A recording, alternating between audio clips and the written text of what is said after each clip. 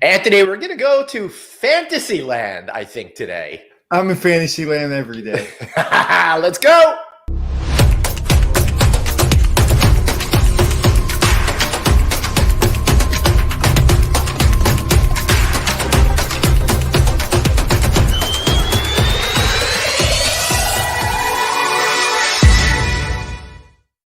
Hey, everybody. Welcome to No Vacancy Live. I, of course, am Glenn Hausman, and I've got with us the incredible Anthony Milcuri, my co-host and really good friend. Anthony, so good to see you today, man. What's your background, buddy? All right. So today's background is not the hotel that we're going to be featuring today, but really inspired me as a hotelier and really made me think about what Gregory Henderson is doing over at the Roxbury Hotel. The hotel that we're looking at today, let's go to a single shot on that. This is the Madonna Inn in San Luis Obispo, California. I got to stay there with my family in the early 1980s when I was just a kid. This is a caveman room. Every single room at this resort has a different type of concept to it.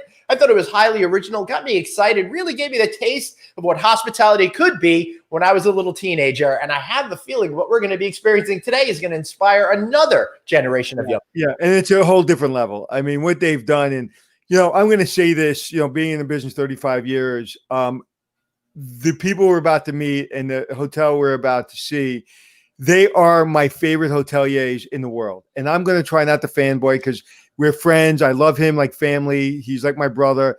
But I've watched him and Joseph build this property, this world destination from the ground up. The second part of it, not the first part. And he'll explain a little bit more. But from this very second he had the idea till the day it was built, I've watched it, and I'm emotional. Like if when your kid graduates college, like when he opened it, and I just said to him off screen, I can see like he's starting to feel that this dream is reality because between financial, between all permitting, between construction, between the pandemic, I mean, they couldn't have been hit harder. And to see them flourish, and now they did this big CBS show that got he'll talk about it, but got 1 million views and crashed his website.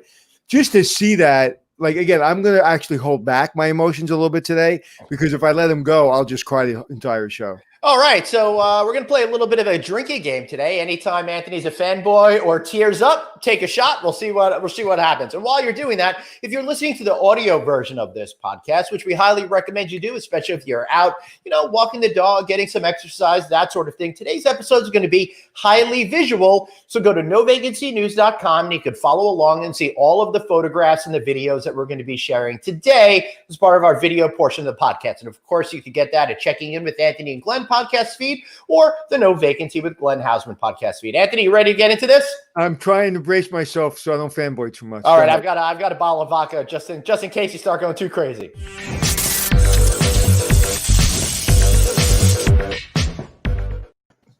Gregory Henderson of the Roxbury. Look at you. Hello.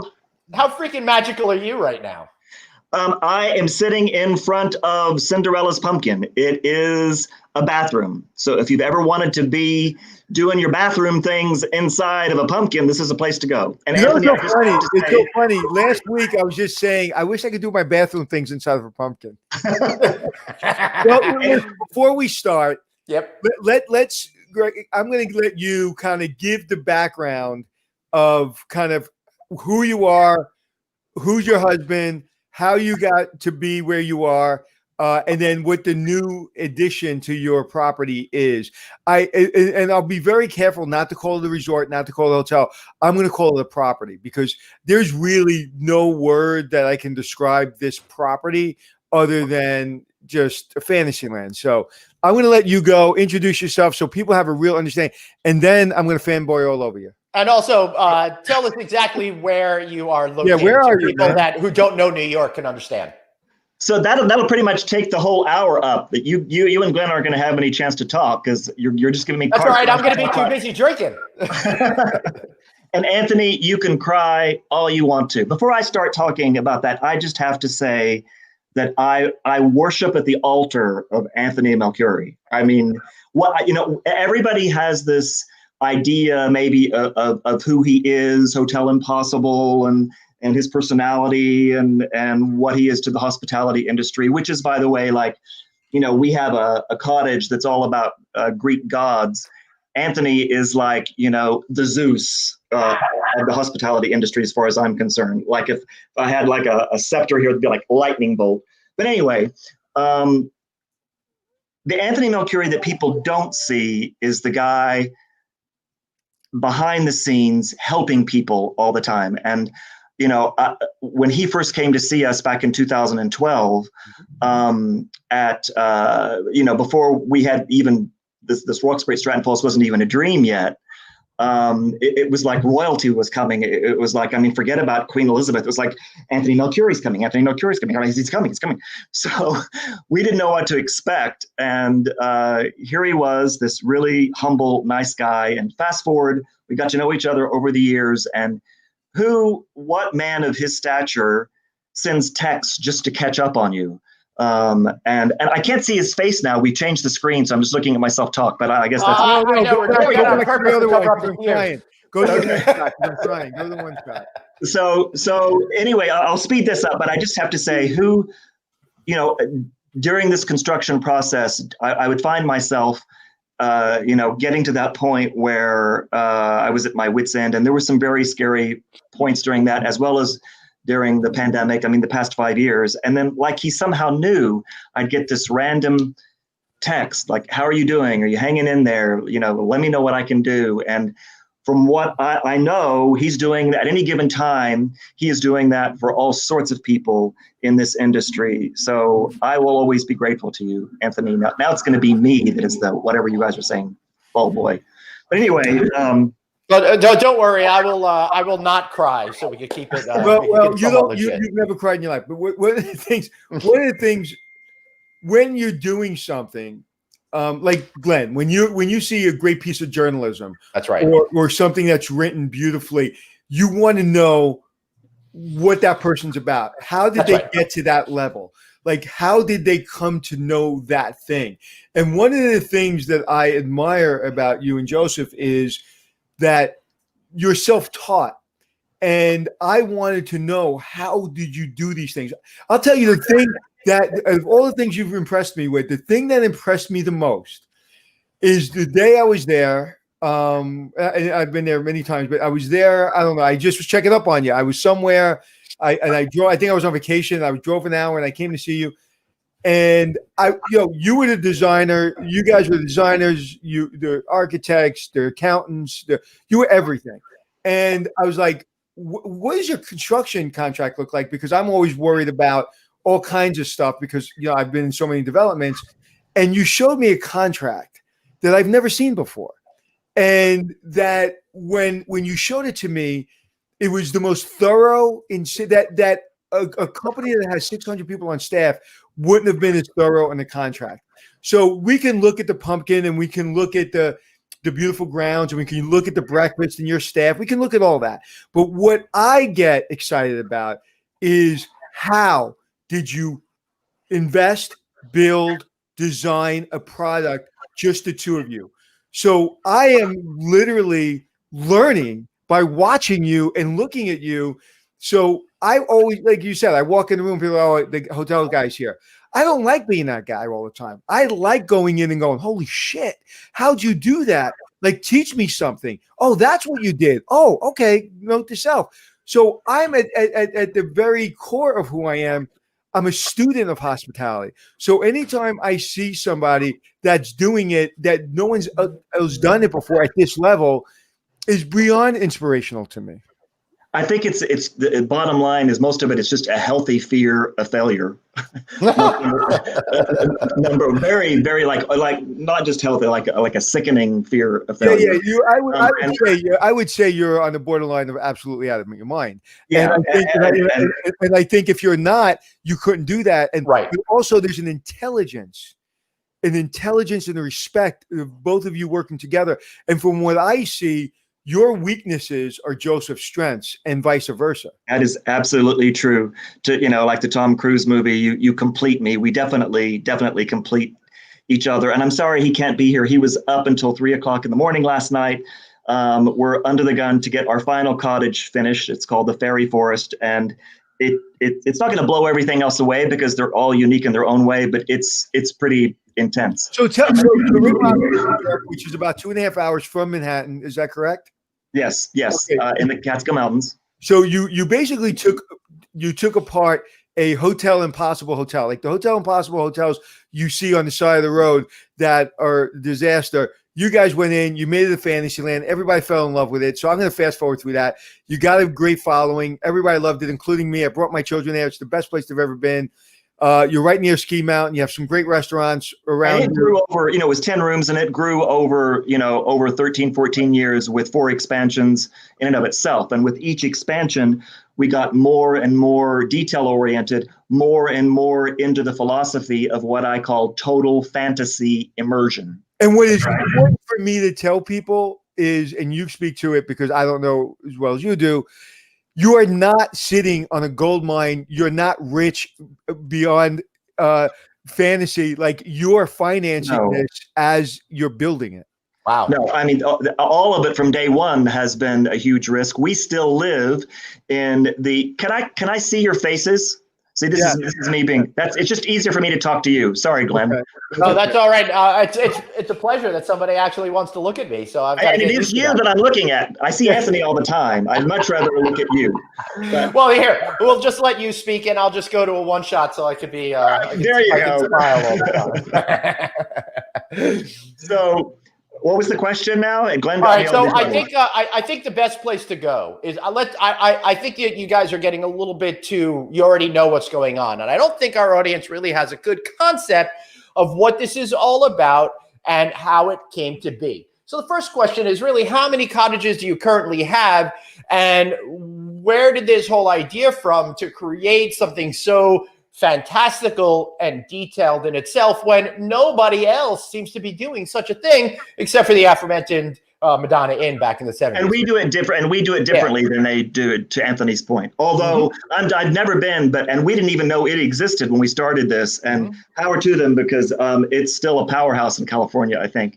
But anyway, I think I can answer several of those questions all at once. In a nutshell, some of my business acumen, as you were talking about, Anthony, I do have a degree in international marketing and finance from Georgetown University, although I don't know what anybody retains from college, but I do come from a very business-oriented family. My father's a real estate developer, so I retained a drinking problem. I think some of that absorbed inside of me over the years. But it was not my passion. It was never what I wanted to be. I'm the world's most reluctant businessman. Maybe it comes somewhat naturally, but it's not what I wanted to be. So after Georgetown, I got accepted into the American Academy of Dramatic Arts because I had always wanted to be in show business, theater specifically. Graduated from there, also went to the Yale University's program at Oxford, all for theater. And in one of my very first plays that I did in 1988, I met the love of my life, Joseph. And sorry. No, that's all right. It's so awesome that I was dealing with these years later, you still get choked up thinking about that. That's amazing. I'm thinking about he's not here. He was up, making fairies, and there's lots of puns with that word right now. But anyway, but we were just friends for 2 years. Then he actually wrote a play for me. He had a theater company that I then co-ran with him and a group of other wonderful people who hopefully are watching. And he wrote a play, and in 1990, a great company in New York City called Playwrights Horizons had the lease to one of the theaters on Theater Row and gave that to Joseph to do a play festival for the month of August. And we produced, I've forgotten how many one-acts, like 41 acts, one-act plays that August. And it was that summer that we became a couple. So it was 1990, so it was 30 years ago. And then we spent the next decade in theater together, not only at our theater company in Times Square, not a Broadway house. The media has made us out into this big Broadway couple. We never designed a Broadway show, but we designed a lot of other shows. And the last 5 years of that decade, we were touring in a one-man show that I wrote and co-developed with Joseph, that he directed and built all the sets for.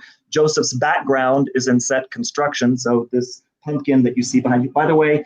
Hey, speaking of backgrounds, I'm just going to change mine so people don't think that it's your hotel that we're looking at. All right. So please continue. Okay. By the way, if you see that light over there on the pumpkin, I just need to. This is one of the room amenities. It's a magic wand. Anyway, that's amazing. So Joseph built every inch. Does that help if you're constipated as well? But one of the joys of you're good. The joys of hotel ownership, we have so many labels on everything. I know I'm digressing, but I mean, everything is labeled because there's so many details. But anyway, and this, by the way, when you check in, comes wrapped in cellophane now with a sanitized sticker on it. Anything that you touch has its whole other kind of protocol now. But I keep digressing. So we did theater for 10 years, toured the country the last 5 years in a one-man show, never knowing where our next meal was going to be, what the next booking was going to be, played 15 cities, wound up getting nominated in Washington, D.C. for the Helen Hayes Award at the Kennedy Center. But, at the time, it seemed like we weren't always happy. We weren't, and it was very scary. We literally didn't know where meals were coming from. And by the end of the 90s, I found myself back in New York City, and we were actually in the throes of getting ready to produce that show in a large production at the Cherry Lane Theater in Manhattan, off Broadway. And we wound up having some troubles with the producers. They didn't back out or anything, but actually I made a decision that I think is one of the keys to Roxbury's success, in that I got scared at that time because I knew I would have to do a lot of the business portion of that show. And when you do a show in New York City, you're doing matinees on Wednesdays and Saturdays and Sundays, and it was however many shows per week. And it was such an invigorating show, an exhausting show. I was like, how am I going to do that and deal with all these other things? And subconsciously, I kind of gave up, I think, and found myself needing to temp again to make ends meet in New York City, and got sucked into a job on Wall Street. And that was and theater just kind of went away, but then did very well on Wall Street. And within 2 years became a vice president, but then within 2 years also became miserable. Joseph was also miserable at the time because he was not happy being in New York City anymore either. We love New York City, but we were both kind of getting fed up with it and where our lives were headed. And then 9/11 happened, and this will be over soon. It's almost over. And then 9/11 happened, and that was kind of it. Not unlike now with what's happening in this area with the pandemic of so many people leaving the city. So 9/11 happened, and we were like, what are we, doing with our lives? Is that what we set out to be? Am I going to be a mid-level manager on Wall Street, which is not what I set out to be? And we didn't think it at the time, but we were the happiest when we were creating together. Right. And that, I guess, said, hey, it's not about money. It's about life. It's about experiences and delivering unique experiences. And to this day, it's not about money. I mean, you don't have magic wands and 97 varieties of light bulbs and everything totally different. There's a reason that hotels, standardize. Right. So then, Joseph started selling real estate up here. We became friends with the guy who owned the real estate company. He was like, I know you guys are talking about maybe looking for something else to do with your life. There's this 10-unit strip motel in Roxbury, New York. The area desperately needs some lodging, but don't go crazy with it. Famous last word about that to this day. And it took us about a year to decide. And then we decided, we were happier when we didn't know where our next meal was coming from, and we could be together and create together. We'll take the risk. So the sale of our Manhattan apartment financed that first purchase. Looking back on it, wow, we renovated the whole thing. We did almost a lot of the work ourselves. We renovated almost all of those original 10, 11 units with only $100,000. and the rest is kind of history. So how many total rooms do you have now? How many are cottages, and are they all themed in such a detailed manner? So with the progression of each expansion, we've become more and more detailed into the total fantasy immersion. So the original 10 rooms are not as detailed. Right. They're still a lot of fun, but they're also a very affordable price point. Those 10 rooms are anywhere from $99 for midweek low season up to like $190 very high season. In general, they're like $150 a piece. So with each expansion, of which at the original motel there were 4, and then to culminating with the 5-year, mind-boggling whatever this was to create the Roxbury at Stratton Falls, each step was a new test in how much is too over the top, and each time we sort of proved to ourselves there is no such thing as too over the top. Right. The last at the motel was a fantasy cottage, and I'm going to tell you how many there are in a second. I'm sorry. That Anthony stayed in, called the Archaeologist Digs. That's Indiana Jones inspired, cool. And it was that gave us the courage. Does it come with snakes? It has snake wallpaper designed by the lead singer of the group Devo, but that's another story. That's awesome. So we saw that price point of $698 a night sold as well as our $99 a night room. So that gave us the confidence when this property, the Roxbury at Stratton Falls, kind of didn't fall into our lap, but it felt like kismet, which is a whole other story. That gave us the confidence to, and also a Broadway show. So you're keeping it in the theme. Yes. So let's take a look at some of these. How many cottages are there total right now, sir? So there are 8 cottages at the Roxbury at Stratton Falls, but you're looking at the mansion right now. Yeah. But if you include the cottage at the Roxbury Motel, there's 9.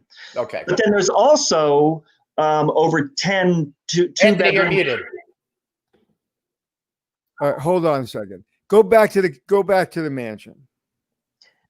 Okay, that mansion hadn't been used in years, and that mansion was really unusable. And he brought me through with my daughter, and I've said this before when I've had him on the show. And when I went through the mansion, and he was showing me all these things already bought for this vision he had, and I know him, so I'm like, okay, if anybody can do it, he can do it. But God help him, this is going to be really, really, a great undertaking. So when you're seeing that mansion, trust me, nothing that did not look like that even a little bit. Yeah, and it didn't have the 2-tiered cupola. You only see one of the top third tier. There's actually 2 tiers of that. That wasn't there when you saw it, but we had old postcards from the 1800s of the mansion, from a period in its history when it was actually an inn. Wow. So we brought that back. And so where did you get those postcards? Were they just in the house? Yes, and from the area, because Stratton Falls, the waterfall that is the crown jewel of the property, has been an attraction since the day it was first settled by 2 Revolutionary War brothers, Joseph and Samuel Stratton. David, but it's always been privately owned. Right, that makes sense to me. Sorry about that. We'll get the pictures right back up as soon as David gets that settled. So, how do you come about with the ideas of the thematics for each of these things, and how does your theatrical background help you create that vision for each of them? Well, to first answer your second question, people ask that a lot, and basically what we're doing is theater. It's just for us, it's like a natural extension. It's people say that that actors and movie stars and whatever that it's all about applause and all they want is the applause, but it's not just that. It's actors, or at least good actors, I think, have this inherent need to please people. They have an inherent need to just want to make people happy and give them an escape. That's what you're doing when you're going to see a play, or you're looking at a film, or watching something on television. It's what all of us did during the pandemic, or many people. We were still working, whatever. It's an escape. So it's not like it was a grand marketing scheme from the beginning to let's create these different rooms because that's going to make us a lot of money, because it didn't. It's more, we want to put on a show, or Judy Garland and Mickey Rooney, putting on a show in the barn. Right. So over the years, what gives us tremendous satisfaction is how many times have you watched a cool movie or watched something on TV or looked at a great set on a stage and been like, what if I could live that? What if I could Right. That's awesome. And it's gone to an even new level now of what we experience when people walk into the cottages that we've created here. It's almost like they are reliving their own dreams, because these are all very fairy tale-esque. So, we can be walking by and hearing the people screaming. It's not just the kids when they walk in and they see the pumpkin or Cinderella's 20-foot gown over the bed and all these different things that we've created. Yeah, I think we're going to show you some construction, but if you really want to get a look of the resort and the hotel, that CBS news thing they did last week about you, we'll try to find a link and put it up so people can really see and actually, it. You can. That's we have a banner on our website, on every single page of our website, which is the RoxburyExperience.com. That's the RoxburyExperience.com. Good job. Good job. I'm scrolling it for you right now. And you can access the link right there. It says watch us on CBS, and it's very easy to find at any time. Right. All right. Hopefully we'll crash your website again right now. Yeah. So and then a million people, once they saw it, 1 million people crashed your website. Literally 1 million. Actually, the newscaster talks about it. The co-host of the morning show at the end of the segment was trying to get on her phone. And I thought, when I saw it live, like with everybody else, that it was just a newscaster thing and didn't know if it was real or not. Turns out it was. She really was trying to get on, because a lot of the first emails were like, we can't even get on your website. So it was extraordinarily exciting.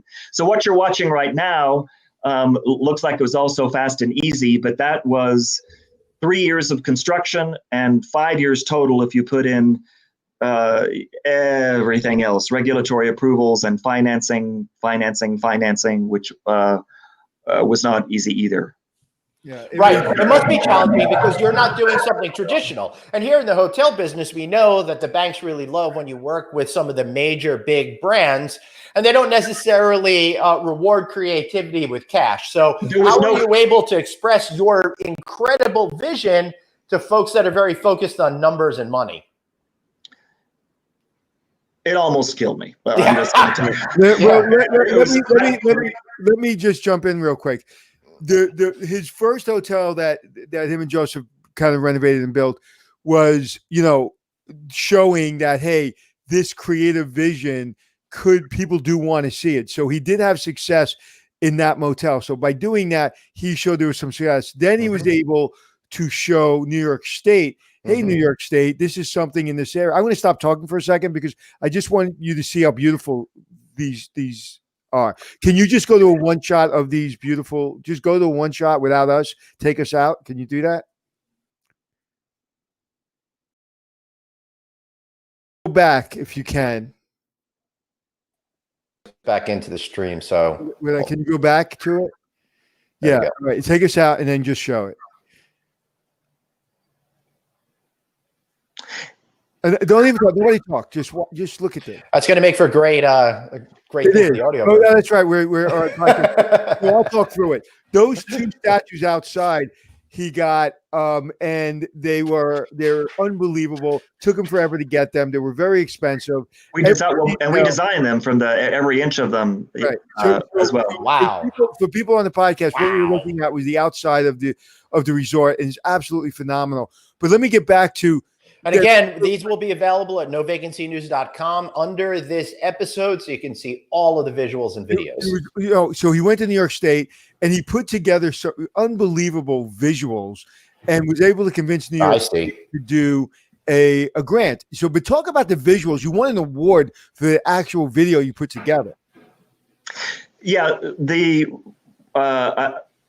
we're very indebted to an architectural firm in Binghamton, New York, who we've worked with on several of our expansions, which we thought maybe wouldn't be big enough to handle this or understand the creativity. But the owner of the company was really pursued us hard, and I'm glad he did, because he worked with us on creating a complete 3D image of what everything was going to look like. To your point at the beginning of the show, Anthony, about having everything spelled out.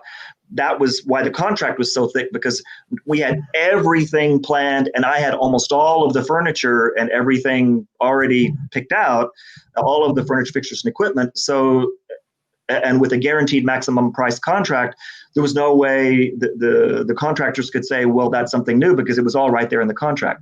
But to your question about the award that the Delta Architects and Engineers won, with the mansion, they did a complete laser scan of the mansion, which was relatively new technology at that time, and got it down to, I don't know what it is, a millionth of an inch or whatever, right, of the mansion, and you can manipulate it and do all these things. I mean, this was back in 2014, so now you see a lot more of that. So I put together this whole video, but even with all of that,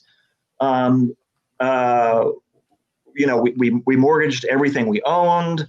Did all of these things. We spent a year drilling for wells on the site to make sure there was enough water. All of this whole site is a watershed for New York City. It's where all of New York City's drinking water comes from. Yep. The city controls everything you do. So they really don't want a lot of new development, because it's the way they keep their water pristine, but they are pro-tourism. So, but that still took tons of regulatory approval. So you're near what, the Croton Reservoir or something? The Packin Reservoir, actually. Okay, cool. All right. We did all of that. We got all of those approvals. It looked like it was going to be a go. The final thing, we got M&T Bank on board, which is, after many banks saying no, and they've stood by us through the pandemic as well, which has been great. But even after all of that, it came time for the appraisal, which, anybody who has raised financing knows is key, or selling your house even. Yep. The appraisal for a commercial property, you have to be able to prove your projections and everything. So everything was, resting on that, and it came in at half. Right, of course. Because there were no comps. How do you comp? You simply cannot. It's probably the closest. You can't comp, but that and the firm that did it, it's. I don't want to badmouth anybody, but there wasn't a lot of imagination, and why should they have an imagination? Well, right, that's not really their job. So speaking of imagination, let's see what your imagination brought to life.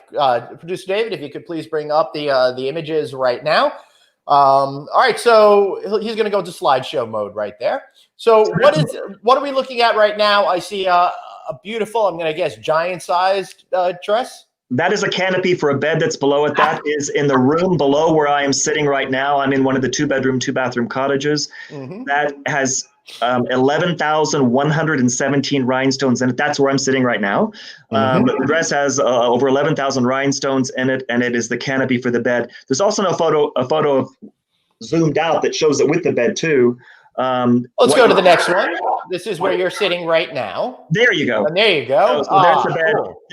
It kind of distorts it a little bit, but that's actually a queen size bed. And if you see the ribbons up in the air, each ribbon is held by a bluebird, paying tribute to the original Disney Cinderella classic.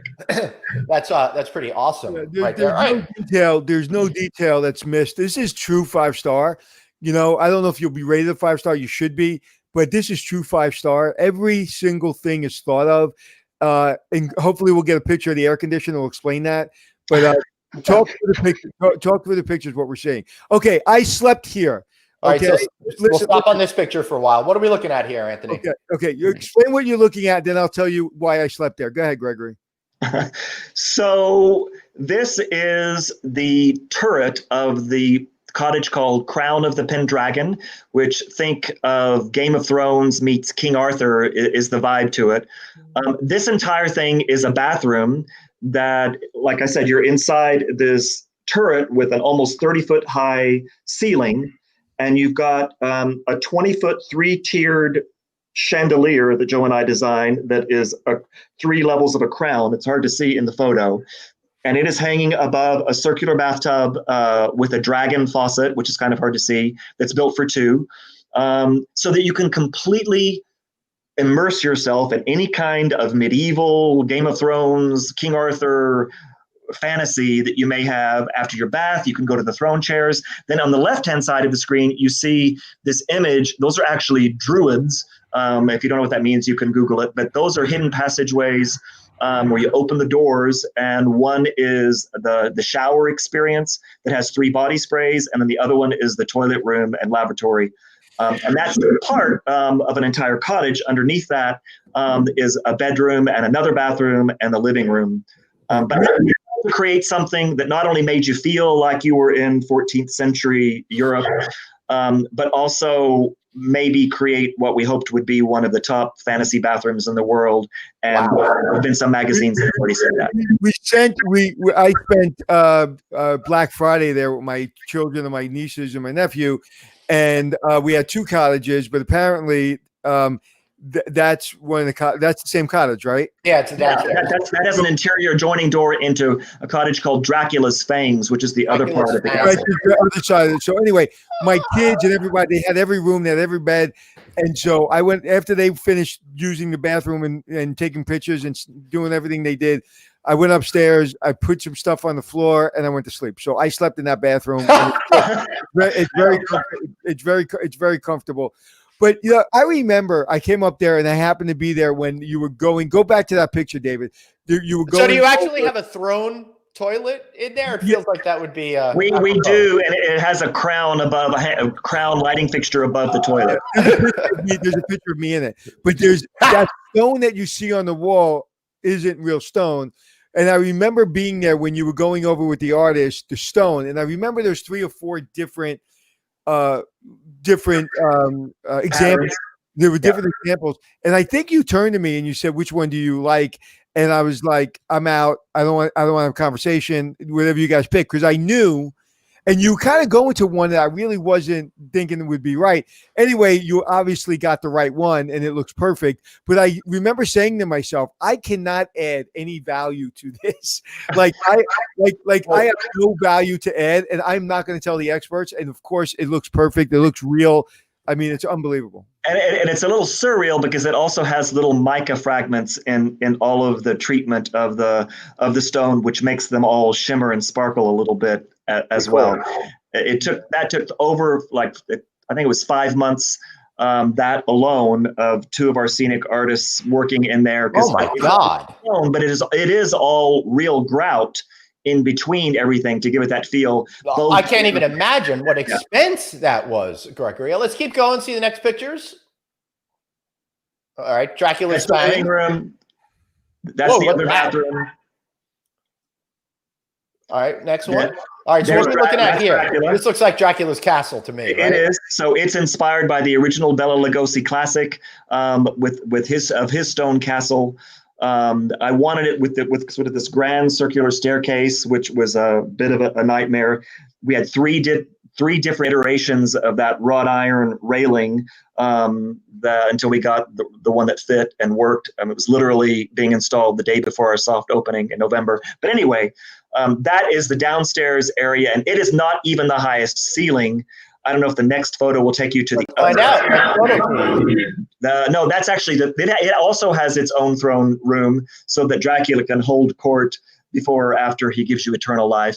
That was specifically designed knowing almost everything was, but that in particular, that it was going to be one of the Instagram moments for people in this world of the day and age we live in of Instagrammable moments. And so many people, post it that I see. So that's the landing. What's important to understand about these rooms, I don't know I don't know what's going on. So what's important to understand about these rooms, they're substantial. So when you look at it, if you move a lamp, it's a substantial lamp. If you move a chair, if you look at a picture, whatever it is, it's real, it's substantial. It's not just like not to badmouth Ian Schrager, but when Ian Schrager was building his hotels, it looked beautiful, but you pick up a chair and it was light. You picked up a couch, it was light. Like, this is real furniture. This is that you really feel like you're in this castle. And matter of fact, if you're looking at this room, your eyes kind of deceive you because you're looking at an air conditioner and you don't even know you're looking at an air conditioner. Greg, is that what we're doing here? explain that. Explain where the air conditioner is. So if you see the red chandelier above the bed, right underneath it, you'll see that a box that has a black frame around it. So that's new technology for what are called ductless splits that were put out by LG. And the layman's term for that is picture frame units is what they're called. So we can insert anything into the picture frame because there's glass, just like a picture frame. And in many rooms like this one, we use the same wallpaper that was used in the room to help make it disappear. Other rooms, it really is a painting or a photograph or something that makes sense with the theme. Like in other rooms in Dracula, in the cottage we're in right now, we have pictures of Bela Lugosi from the original classic. But if you're in the room, you have no idea it's an air conditioning. Right. That's absolutely right. All right. So let's see the next picture. So that is the downstairs bathroom that's next to the bedroom that we just saw. You can't tell from this so much, but those are all mirrors on the wallpaper that you can't see yourself in. So like a vampire, and the tile work all looks like blood. It looks like blood vessels. That's awesome. So let me ask you this: you got that seat there that's a skull. Yes. Where do you find some of these really unique items, or did you have to build some of these things? Yes to both. It's from literally all over the world. It's countless hours. You know, when people ask how much the project cost, it's like I can give you that. You know, if we put in the hour of what it would pay, what you would pay an architect or an interior designer per hour to not only find the things but to procure them and get them here, and with what their hourly rates are, it would almost double the whole cost. I'm sure. I'm just thinking about two craftspeople spending 5 months on rock work alone. How something like what an investment that is. And Gregory, talk about that. Go back a second, David. Go talk about that wallpaper, because that wallpaper was out of basically supply. Yeah, you remember that? Yes, this is what I mean about Anthony. Wow, that you remember that story. So yes, I had designed the entire bathroom around that wallpaper, and already picked out the tile and everything, and everything must match. I mean, the key to any design is that, number one step is that the colors have to match. Then everything else can kind of fall into place.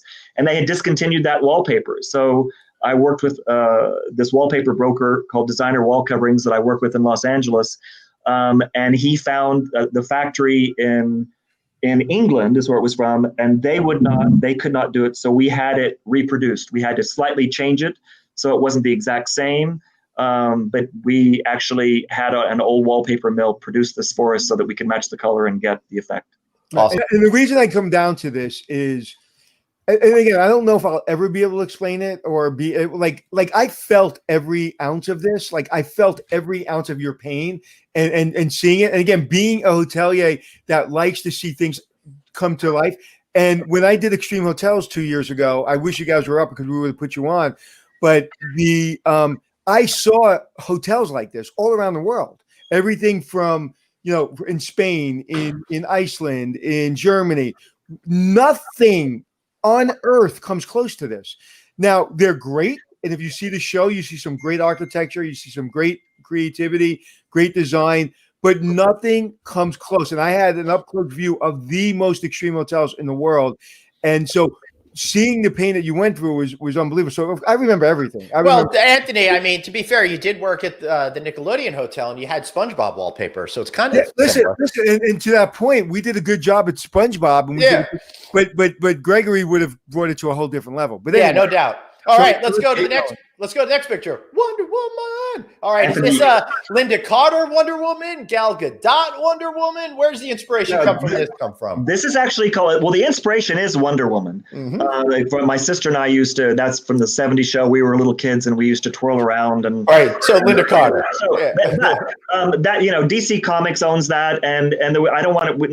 We don't ever want to reproduce what someone's already done. Like Cinderella, where I am now, it's not the Disney Cinderella. It's a yellow dress. It's our interpretation. Mm-hmm. So this is called the superhero incognito, right? And it's actually our tribute to all women of all races and all ethnicities and all body types, that they're all Wonder Women in their own way. So in this suite, you see in this room the Native American superhero in the bedroom. But we have Native American, we have women of African descent, we have women of Caucasian descent, we have women of Asian descent. Awesome. So, basically all the races of the world, large, blown up. The original idea was to try to make them all the same superhero when they morphed into different women, but that concept, it was just too hard. But it wound up being like this, and people are, and we have an Islamic superhero that's part of the tile work, which is in a lot of rooms, which is a whole other thing that would need a lot more explanation than we have right now. All right, do we have another picture of this suite? Yeah. Oh, there you go. So you have an idea. So you see on the far right, by the invisible plane that's sticking out of the wall, our superhero of African descent. On the left, on the top of the stairs, blonde Wonder Woman. And then above the second level entry door, you have the doing this like with the bracelets. I've forgotten what they're called, like in the Linda Carter Wonder Woman. But everything in that suite was inspired by the invisible plane. So that's why you have a glass staircase railing and the actual real invisible plane. And we wanted to make it kind of like a Roy Lichtenstein art gallery kind of feel to it. Yes, it definitely does have that feel to it. I didn't realize it until you said it, but you're absolutely right. Yeah. Next picture, please. So this is Terraza of the Titans. This is the one that I want to maybe get a painting on the ceiling of Anthony in a Zeus costume with his scepter. You know what? My ego will allow that. But unfortunately, this photo we absolutely does not do the room justice, because the crown jewel of this room is the ceiling, which is in our own way, sort of, we like to say our own little Sistine Chapel. Painted and created by a painter named Chris Kennienberg. I've got to give him a plug. No, go back to the first picture. Go back to the first picture. Let me tell you something. I want to use like a million curse words, because in a good way. Holy crap. My daughter Nina, who loves this room, is actually calling me right now. Hi, Nina. Good to see that she's aware you're on air right now for 12 to 1-ish every day. For money, but that ceiling, dude. I've been to Rome. I've seen that ceiling. Oh my God! Like, I saw this guy painting this for how long did it take him? 6 months, 5 months? How long did it take him? I think it was more like 7 or 8 months. And there were all sorts of the original drawings that the smaller drawings that he used. So. Yeah, I can't believe you actually went ahead and did that. Like, I know when they built the Venetian in Las Vegas, for example, instead of having someone paint the ceilings, they had the paintings done and then affixed to the ceiling. We've done that too in some other rooms, but not this one. This was all done on an enormous lift. Right. And the poor guy had major problems with his neck afterwards. When he finished that. Yeah, no doubt. All of that looks like marble, that's also all faux marble, trompe l'oeil on the walls that make you feel like you're in a Greek temple. But you can't understand when you walk in that room. You cannot understand the level of detail and expression, and to be able, like, if you're a student, a hospitality student, and you're like, well, I need to work at the front desk. I need to know food and beverage. No, you need to be creative. And what people want is they want creativity. They want to feel something else. And so the only thing that surpasses this resort, this property, this hotel, is when you speak to other guests. They're out of breath when they talk to you about their experience. And when I was there, I'm not a dress up in clothes kind of person. I'm just not that guy. I don't dress up for Halloween. I'm not that guy. Well, when I got there were people that were dressed up. I think in that building, and every time I saw them, they were all dressed up. How were they dressed, Gregory? They're as Greek gods. Yeah. Right. And it happens every day, and it's what we live for, saying that kind of thing. That's how you're giving us a lot to live up to here, people. The one of the things on the CBS News thing, someone said something like, it's life-changing. And we got all these emails from people saying, well, we're coming, and we're expecting you to change our lives. And we're like, oh my God. Listen. All right, let's go on to the next picture. The thing that it is, whether it's life-changing or not life-changing, I'll tell you what it is. It gives you an escape. It is, as a purist for hospitality and for service, this is what it does. This is the book. This is the class on hospitality. This is service. And now what you cannot do is what happens and why you get this kind of just very antiseptic kind of hotel feeling from all these brands is because, like you said, there's bankers involved, there's designers involved, everything. If you say, can you please source that, mirror or that tile? Sure, $75,000 just to source it. So when you have two people who are just literally on the edge of crazy, creative, and smart, that's another thing that you downplay. You have to be really intelligent. You have to be a good business person. You have to be able to communicate. And I've never seen everybody stupid at the same time. Get it all together. So this is the true hospitality. So whether it changes your life, you shouldn't feel that pressure. What it is this is, if you understand hospitality and you understand escape, this is the place to go. Thank you, Anthony. Next picture. And Ken, that's the tile I was talking about. And I think I sent you some drone footage. I want to make sure we see that too, if we can, because it gives you a perspective of the mountains and where we are. But this is but back to the photos. This is the goddess Minerva, who sleeps on the pillows with you. She's actually inspired by, if you watch the original Clash of the Titans, this character was played by Maggie Smith, and there's a scene where the head comes crashing down off of a statue, and it becomes Maggie Smith's head, and she talks to everybody. Google it; it's on YouTube. That was the inspiration for that headboard. And the air conditioning is in that room too. And again, you don't realize that's the air conditioning. Do you have anything dedicated to Harry Hamlin in the room? No, but I love it that you know that he was in that movie. I thought maybe you have you'd say no, not this, but we have the LA Law Suite, and we do that. We do that next. All right, I guess that's it for those pictures, Dave. I don't know if you have that drone footage, which is different than what we've seen already. If you can bring that up. So Gregory, you have a limited amount of space, but at the same time, you have an unlimited amount of ideas. How did you figure out which concepts to really move forward with that you thought would come to life? So when we looked at this property, we didn't know for sure. We knew that the owner wanted us to look at it before he put it on the market. And we knew it was the house, but we didn't know if the waterfall went with the house. We had never been down to the base of the waterfall because it was technically private property. So he took us down to the base. That's a whole other part of this project we haven't talked about, is the whole trail system around the waterfall. Insane. Beautiful in and of itself. But there was this moment where this 80-year-old man who was incredible took us down there, and Joseph and I turned the corner, and there was the waterfall in front of us. And I turned around and we made eye contact, and we both sort of knew inside that we had to find a way to do this.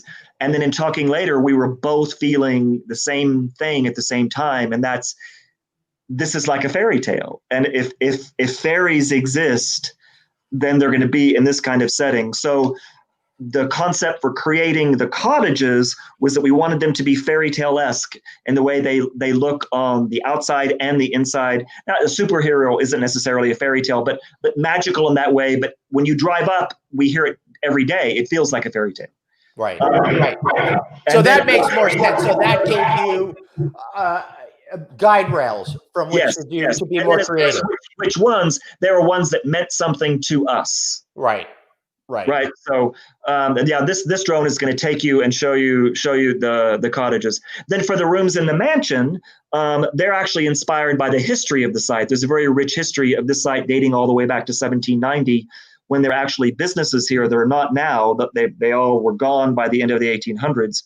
So the rooms in the mansion are inspired by the businesses. Excuse me, the rooms in the motel, which is still are very much our baby, obviously.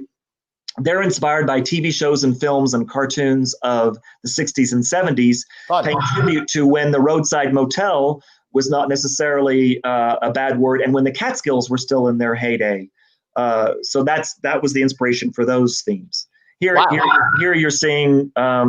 So do you have a Dirty Dancing room Because being that the characters were the Houseman family, I feel like I'd fit right in. We don't, but we actually get that request a lot. I don't know if there was anything particularly interesting about those rooms, so we'd have to find something that inspired us about the rooms. But people found Patrick Swayze particularly interesting, especially the way he danced. So maybe we would do an entire room about his abs or something. I don't know. One of the things I say absolutely. One of the things I'm going to say, I'm just going to say something, and then you and I are going to shut up, and he's going to cry. Tell me about your staff. Well, there's absolutely no way that we could do any of this without them. I mean, without them, we're nothing. There's a woman whose name I should mention. Her name is Colleen Williams. She has been with us for over 10 years now. She lives on the property, and she's the heart and soul of the Roxbury. Her sister, who actually started working for us before Colleen, Margaret Finch is her name. She lives on the other property. Just last night, they were texting us at 9:30 because the jets in the hot tub at the motel didn't seem to be working. And that sounds like something minor, but now that everybody books their spa time, their hot tub time, and it's just one group at a time, they're taking it very seriously now that summer's over in particular. So, you've got however many times scheduled to the day and the jet's not working. So anyway, it was Margaret texting us at 9:30 saying, what do you want us to do? And it's like that every day, all day. No person is an island, and there's no way we could do it without them. And the rest of our extended family, we have 35 employees now for our little village, is quite a few. And everybody is related or knows each other in some way. And we like to think it's our own little family. It's the only place I would actually go to a hot tub, because his extensive cleaning in between people using it is ridiculous. I mean, even when you check out of a room, what they do. I mean, I don't. Trust me when I say this. I couldn't do it better, and I couldn't clean it better. It's just phenomenal. Oh, look who's here! How are you? My favorite person. We have a cameo. What's up, Joe? How are you? Hey, Anthony, how you doing? We were just talking about your wonderful staff and just loving on both of you. But I'm glad you're here, because when you were doing the pumpkin, and I was watching every day of you doing the pumpkin, because you guys were great at putting it on social media. I'll be honest with you, I was just like, I don't know. I just don't know. And then, but again, I know you guys. I was like, Anthony, you have no creativity. You have no ability to design anything. I still make stick figures, and they don't look like stick figures. So I said, just trust. And then when I saw it up close and personal, I was like, oh my God, it was insane.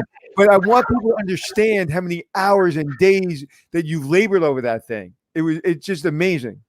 Thanks. Thank you. It was intense. And what he's finishing now, the fairy forest, because of the pandemic, we thought there would be a whole crew in there to finish it. There wasn't. It's been him in there since February, and we're under the gun this weekend.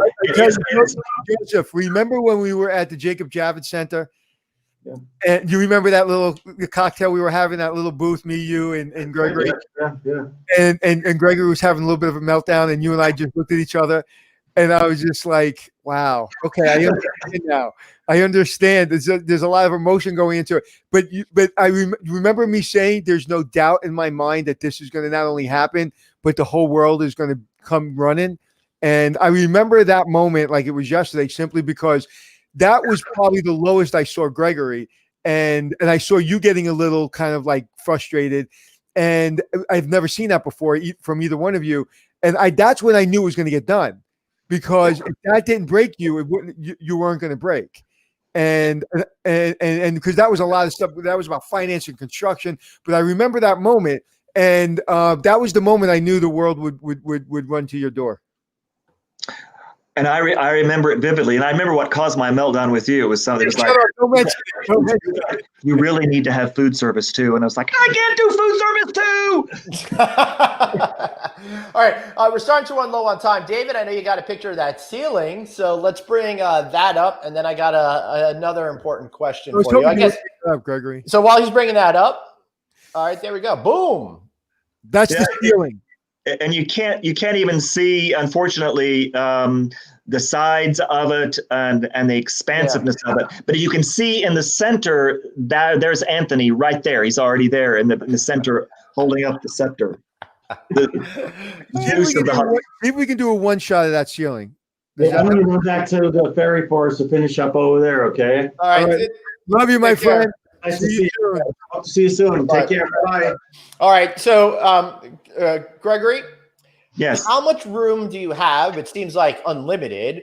What kind of expansion are you going to continue on? I have a feeling this story is not fully told. What do you mean? What do you mean? How much? Are you going to build more cottages? I don't know. Right now, we're so mentally, spiritually, and physically spent. We have not been on vacation in 5 years. And I'm not exaggerating, 7 days a week. Wow. Before sunup to after sundown, pandemics, it was a period when we thought this was all I was going to file bankruptcy. So it was funny, CBS asked that same question, and I was thinking, oh, I know Joseph doesn't want to do anything else. I know we're just spent, and we're not spring chickens. And then in the CBS interview, Joseph said, "Oh, well, I've been thinking about a retirement village." And I was like, "You mean where we're going to go?" And he was like, "No, about building a fantasy retirement village." And I'm like, "What?" So, yeah, I think once we're rested, who knows? Yeah. I guarantee that you're going to do more in the future. It's part of your makeup. I think it helps drive you. And once you get refreshed emotionally and physically, I think you're going to be ready to go. Yeah. And you know what? I will guarantee you when you go there, I don't care who you are, you're going to enjoy it. Now, talk about just real quick before we go, talk about your spa and your pool and the bar out there. Like, talk about that part of it. Like, what do you get besides going into the cottages? What other services do you have? So to your point, we have at the existing motel, we have 2 areas that developed over the years that are 2 spas. On one side of the street, a hot tub and dry sauna. On the other side of the street, a much larger spa with relaxation room and steam room. Right now, we are not currently doing treatments yet. We're just not comfortable. I think a lot of properties are, but our therapists are not quite comfortable yet, nor are we. So we're reserving time slots for our spas. Here at Stratton Falls, we have a swimming pool, which is actually still open. So we're trying to make up for not having the treatment amenities. It is staying open now until November 2nd. And it just warms my heart every day that we're seeing people out there. We're spending a fortune in propane to keep it heated to as close to 90 degrees that we can get. It's hard each day to get it that hot when it's like freezing at night now here, but we're trying. But you can reserve the pool at separate times, never more than 14 people at a time or 10 in the pool, and that can be done on the website. And then the hot tub and the dry sauna here at Stratton Falls are also all reserved separately, only for groups traveling together for the hot tub and dry sauna.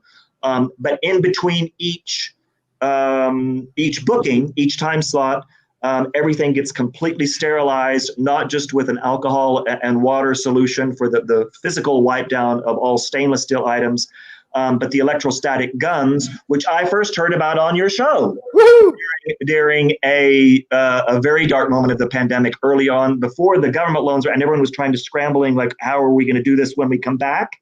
So I spent the next week trying to find them somewhere, and nobody was answering the phone. Nobody would respond to emails, but I called and called every day. By luck, got the actual owner of one of the companies on the phone, and he had just finished selling like 1,600 of the electrostatic guns to the government and the Pentagon and Mercedes and all these different major entities.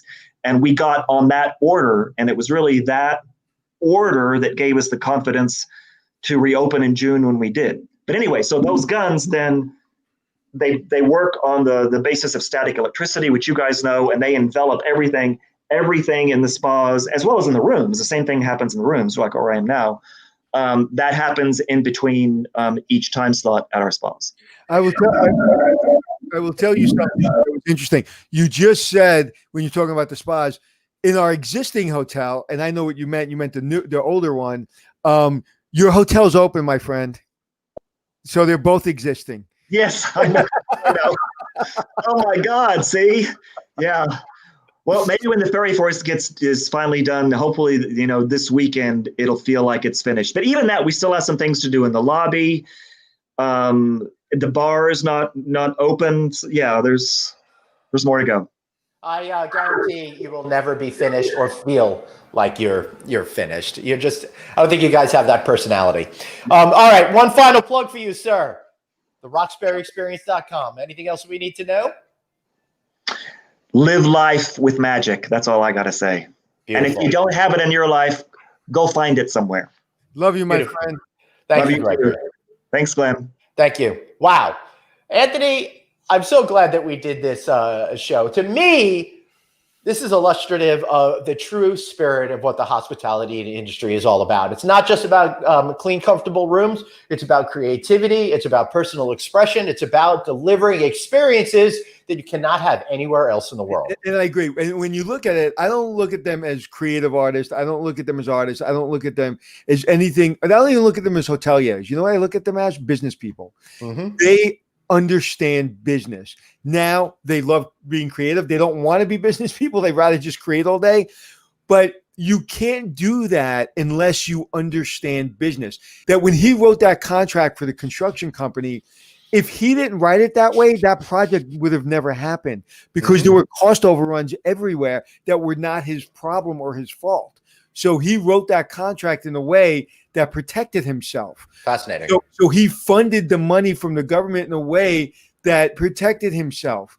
And he's giving back. I can't tell you, that is not the busiest town.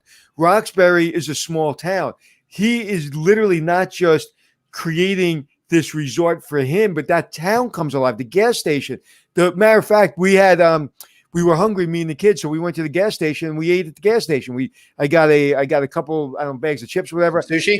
The car, and it was fun. But then there's great restaurants. My point being is the downtown of Roxbury, the towns around it flourish when that hotel flourishes. It helps everyone. And so I think of them as businessmen. That's what I think of them as.